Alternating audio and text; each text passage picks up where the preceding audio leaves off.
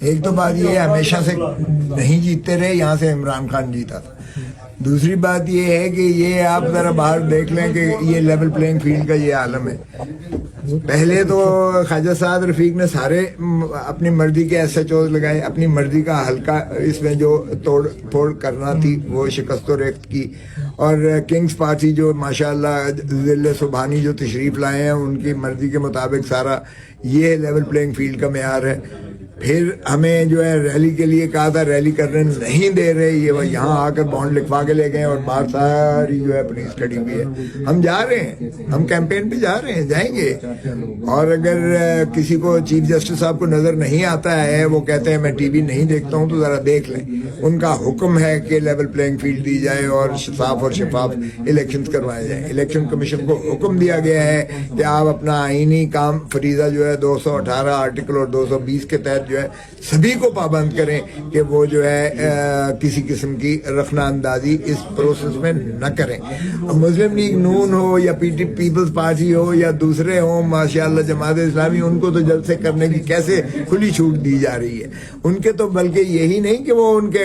اکابرین کو، بلکہ ان کے دوسرے تیسرے چوتھے ٹیئر کے جو لیڈرشپ ہے ان کو بھی کھلی چھٹی ہے، وہ لانگ مارچ بھی کریں، وہ جو ہے ریلیز بھی نکالیں، وہ کارنر میٹنگز بھی کریں، وہ جلسے بھی کریں، ان کو تو کھلی چھوٹ ہے۔ لیکن پی ٹی آئی کے لیے یہ پابندی ہے کہ ہم گھر سے باہر بھی نہیں نکل سکتے ہیں، اور ہمیں جلسے کی بھی اجازت نہیں ہے، جلوس کی بھی اجازت نہیں ہے، اور ریلیز کی بھی اجازت نہیں ہے، اور صبح سے پولیس جو ہے یہاں آ کر ہراساں کر رہی ہے، اور باہر بھی آپ ذرا دیکھ لیں کیا ہے۔ لیکن ہم پھر بھی جا رہے ہیں، آپ نے ہمارے ساتھ چلنا ہے تو چلیے گا، یہ ہمارا آئینی حق ہے، ہمارا آئینی حق ہے، اور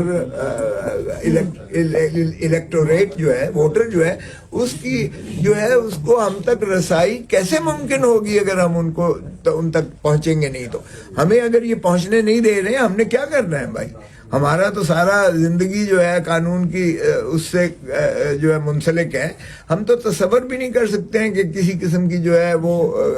کوئی ایسی law and order situation develop ہو۔ بہت شکریہ۔ کیا کیا ہے آج انہوں نے؟ کیا کیا؟ میں نے chief election commission of Pakistan کو لکھا ہے،